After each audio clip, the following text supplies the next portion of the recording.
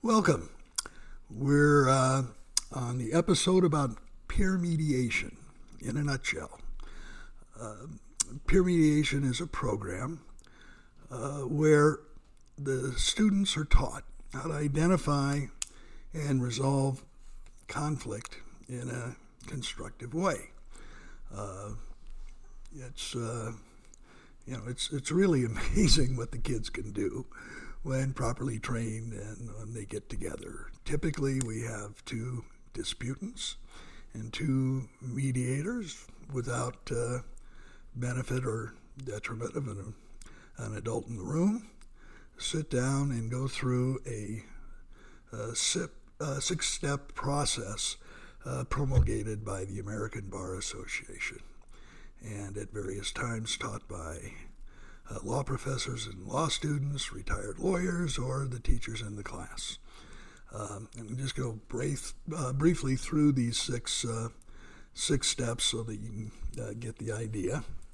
The first step, I'm going to be reading, so I'm not having to rely on what some might say is a fading memory. Agree to mediate. You sit down, go through introductions, definitions, ground rules, and get a commitment from the students to follow the ground rules and participate in good faith. Step 2, gather points of view. Each disputant is asked to tell the story from his or her perspective. Mediators listen, summarize, ask clarifying questions, and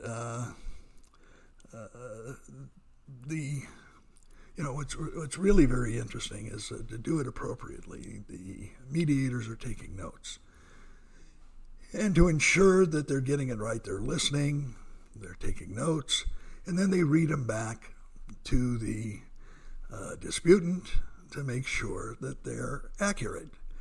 And, let me get this right.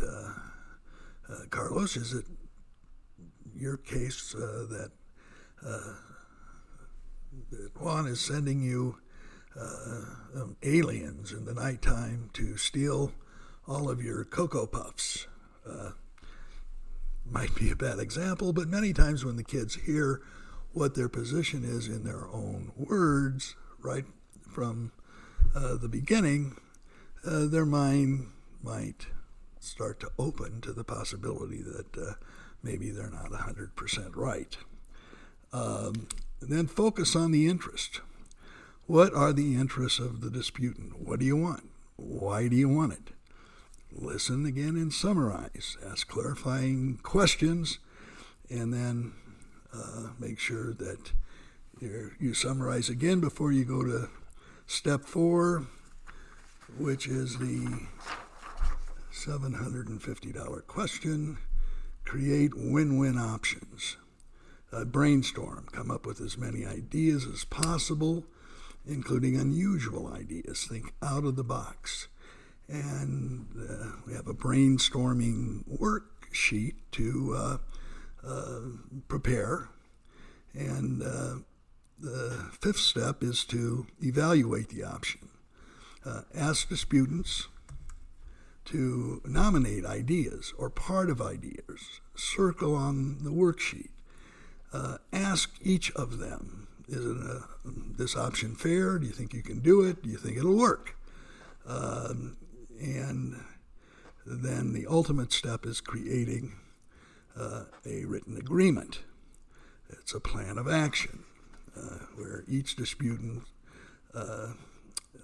gets specific by asking who, what, when, where, how, and write a peer mediation agreement, and then before they sign it, ask each, what have you agreed to? Make sure that everybody's on the same page.